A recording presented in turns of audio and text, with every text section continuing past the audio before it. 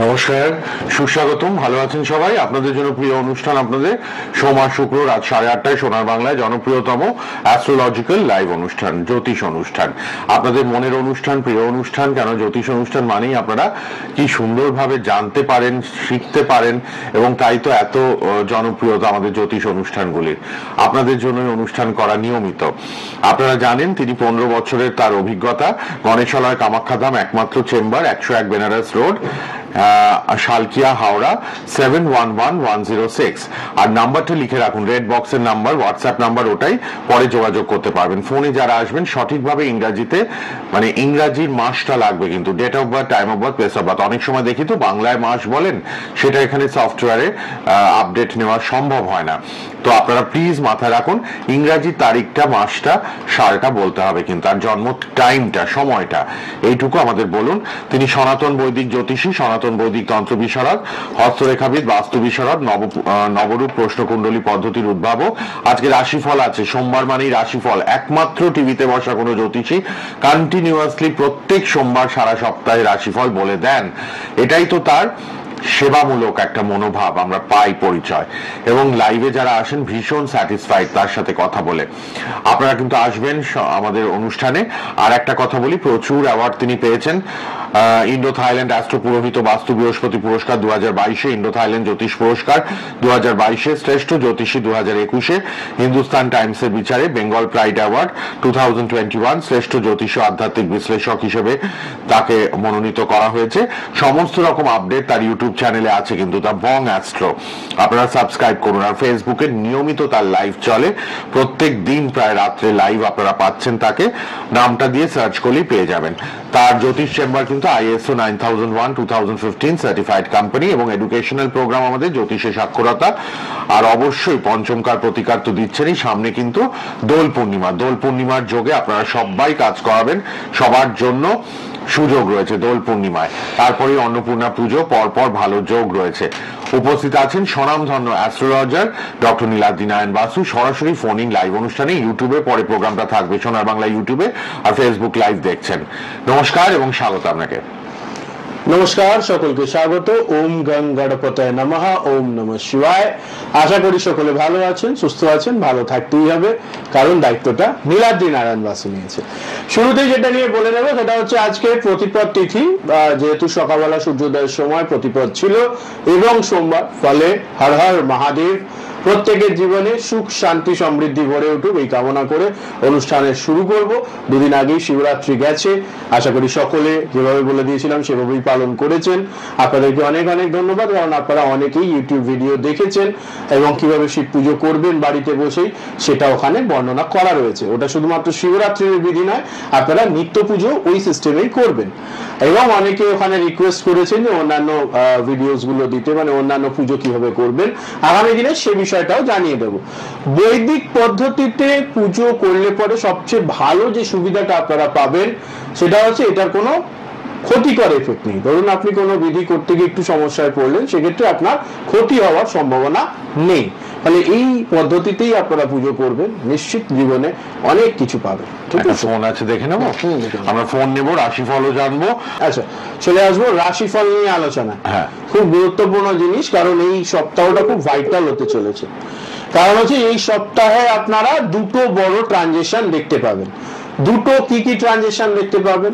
এক তো প্রথম ট্রানজেকশন যেটা দেখতে পাবেন সেটা হচ্ছে 14th of মার্চে আপনারা দেখতে পাবেন হচ্ছে যে আপনাদের সূর্যের মীন রাশিতে গোচর। সূর্যের মীন রাশিতে গোচর হয়ে যাবে বিকেলবেলা 5:42 সময়। ফলে 14 তারিখ থেকেই, 14 তারিখে মীন সংক্রান্তি বা চৈত্র মাসের সূচনা করা হবে। যেহেতু পরবর্তী দিন থেকে আমাদের তিথি শুরু হয়, তাই 15 তারিখ থেকে চৈত্র মাস শুরু। কিছু কিছু ক্যালেন্ডারে এটা 14 তারিখ থেকেই শুরু হয়ে যাচ্ছে, যেহেতু ওই দিনকেই ট্রানজিশনটা হচ্ছে। তো 14 তারিখ থেকে আপনাদের শুভ মঙ্গল কার্য, নতুন কার্য, এগুলো সব বন্ধ থাকবে আগামী এক মাসের জন্য। 14 এপ্রিল পয়লা বৈশাখের পর এগুলো আবার শুরু হবে। ফলে এই সময়ের মধ্যে জমি বাড়ি কেনা বা আপনারা যদি কোনো ধরনের ফ্ল্যাট নিতে চাইছেন, নতুন ব্যবসা শুরু করতে চাইছেন, এগুলো সব বন্ধ থাকবে। ফলে এগুলো একটুখানি আপনারা মেনটেন করবেন। এবার যেটা বলবো সেটা যে রাশিফল আপনারা এখন পাচ্ছেন হচ্ছে 15 থেকে 21 তারিখে। ফলে 15th of মার্চ থেকে 21 তারিখের রাশিফল আপনারা জানতে পারবেন। এখানে প্রথমে আমি শুরু করবো হচ্ছে মেষ রাশি দিয়ে। মেষ রাশির ক্ষেত্রে যেটা দেখতে পাচ্ছি, রাশিতেই অবশ্যই বৃহস্পতির অবস্থান আপনাদের কিন্তু আর্থিকভাবে অনেকটা বল প্রদান করবে এবং যত সময় যাবে আপনারা ফিনান্সিয়ালি স্টেবিলিটির দিকে যাবেন। এবার যে বিষয়টা বলবো সেটা হচ্ছে সপ্তাহের প্রথমার্ধটা ভালো, 17-18 তারিখের পর থেকে কিছু কিছু আনফোর্স খরচ বাড়তে শুরু করবে, সেগুলোর উপর নিয়ন্ত্রণ রাখবার দরকার রয়েছে। শরীর স্বাস্থ্য নিজের এবং গুরুজনদের একটু প্রবলেম হতে পারে, খেয়াল রাখুন। চলে আসবে বৃষ রাশির আলোচনা। বৃষ রাশির ক্ষেত্রে যেটা দেখতে পাচ্ছি, একাদশে সূর্যের উপস্থিতি, কোথাও না কোথাও অনেক দিন ধরে আটকে ছিল কোনো কাজ, পেন্ডিং হয়েছে, সমস্যা রয়েছে, বা দীর্ঘদিন ধরে কোনো জায়গায় আপনি লোনের অ্যাপ্লিকেশন করেছিলেন, সেই লোন পাস হচ্ছে না, সেগুলো এই সপ্তাহে পাস হওয়ার শুভ যোগ রয়েছে।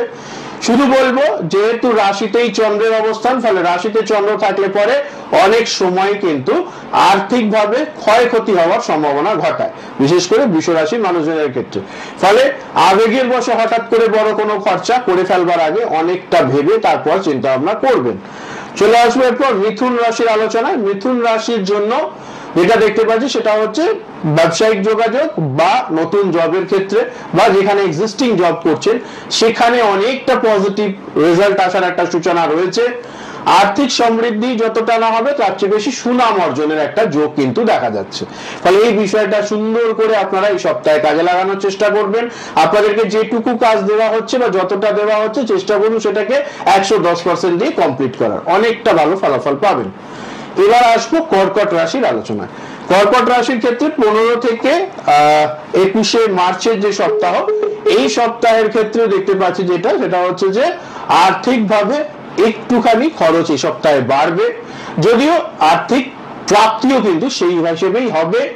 খেয়াল রাখবেন, খরচ বাড়ছে মানে হঠাৎ করে আমি এক্সট্রা খরচা করে ফেললাম, সেটা না করাটাই বেটার।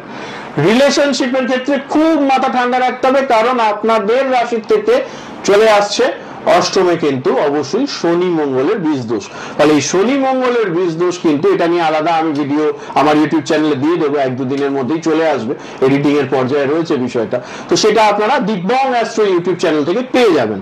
ওকে, নেক্সট হচ্ছে কর্কট রাশির ক্ষেত্রে আরো একটা বিশেষ জিনিস যেটা বলবো সেটা হচ্ছে যে হঠাৎ করে বড় কোনো পুলিশি ঝামেলায় জড়িয়ে যাওয়ার কিন্তু একটা সম্ভাবনা রয়েছে, সেই ব্যাপারটাকে একটু খেয়াল রাখবেন।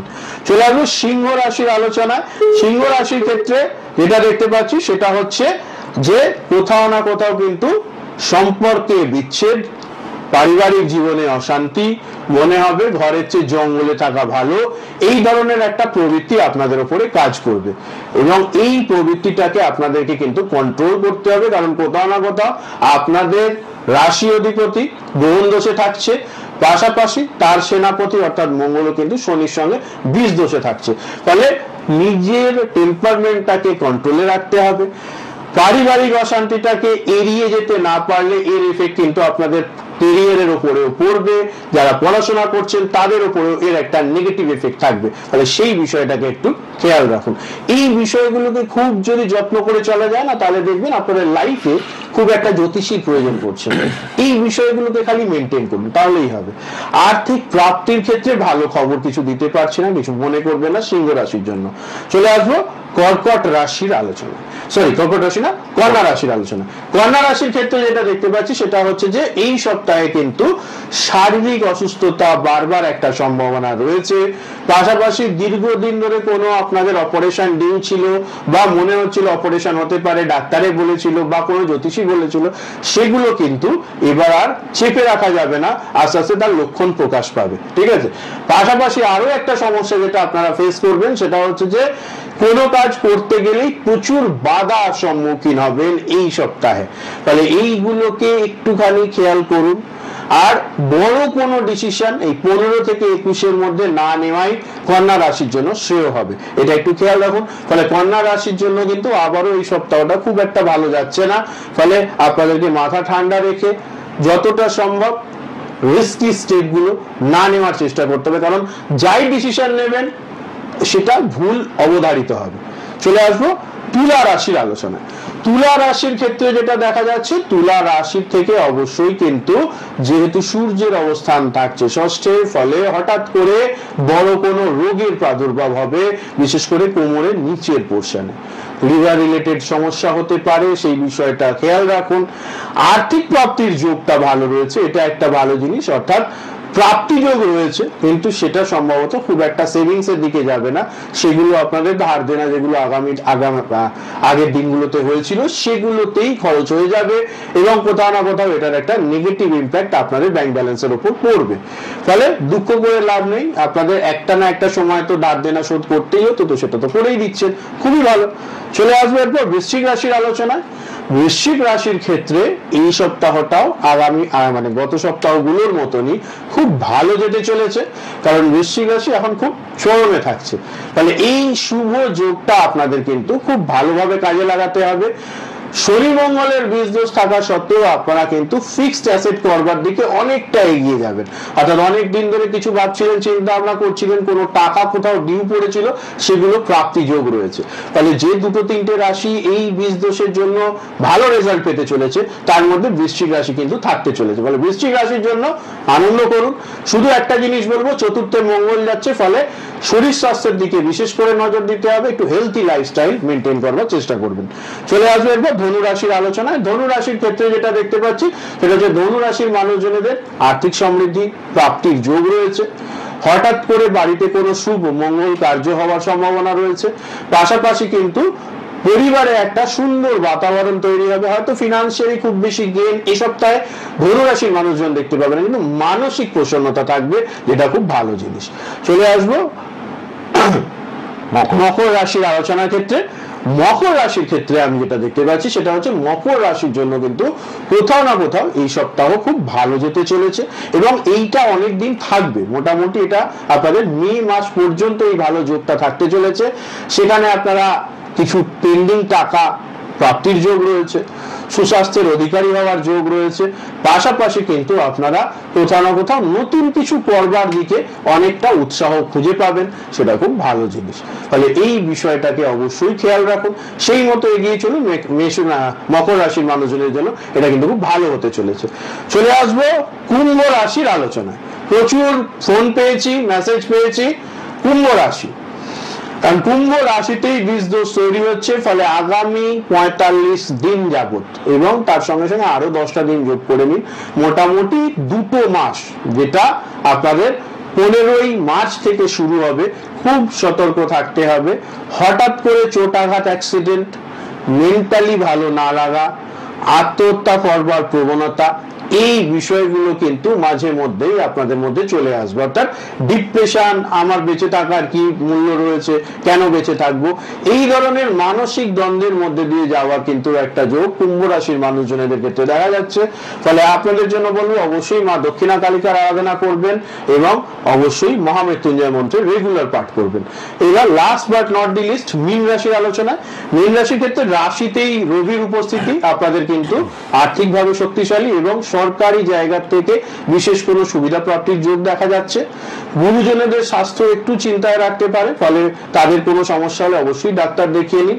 অর্থপ্রাপ্তির যোগ ভালো রয়েছে এবং সপ্তাহ কিন্তু মীন রাশির মানুষজনদের জন্য আলটিমেটলি ভালো যেতে চলেছে। ফলে এই শুভ ভালো জিনিসটা আপনারা কাজে লাগানোর চেষ্টা করুন, সেই মতো এগিয়ে চলুন, অবশ্যই সারা সপ্তাহ ভালো হবে, পজিটিভ হবে।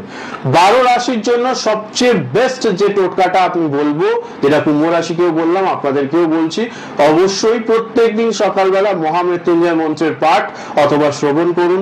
সারা সপ্তাহ কেন, পুরো সময়টাই ভালো যাবে, কারণ খুব খারাপ যোগ কিন্তু 15 তারিখ থেকে শুরু হতে চলেছে। মাথায় রাখবেন কথাগুলো। আজকে যারা লাইভে পেলেন না কেন, আমাদের সোমবার তো রাশিফল থাকে, এখন কিন্তু আপনারা 9:30 থেকে 10:30 একটা প্রশ্নের উত্তর ফ্রিতে জানতে পারবেন ওই রেড বক্সের নাম্বারে। নাম্বারটা লিখে নিয়েছেন তো, 9007529824। আজ রাত 9:30 থেকে 10:30 1 ঘন্টা একটা প্রশ্নের উত্তর জানতে পারবেন। যারা এখন লাইভে পেলেন না তারা কিন্তু রেড বক্সের নাম্বারে ফোন করবেন, 9007529824। অ্যাস্ট্রোলজার ডক্টর নীলাদ্রি নারায়ণ বাসু ছিলেন। সোমবার শুক্র রাত 8:30টায় লাইভ, আবার শুক্রবার 8:30 8:30 লাইভ প্রোগ্রাম থাকবে সোনার বাংলায়, ইউটিউবে প্রোগ্রামটা থাকবে দেখবেন। আর রেড বক্সের নম্বরে অনলাইন কনসালটেশন, চেম্বার বুকিং এর জন্য সবাই কথা বলে নেবেন। আর আজকে রাত 9:30 থেকে 10:30 1 ঘন্টা একটা প্রশ্নের উত্তর জেনে নেবেন সবাই ফোন করে। ভালো থাকুন, আবার দেখা হচ্ছে, ধন্যবাদ, শেষ করলাম।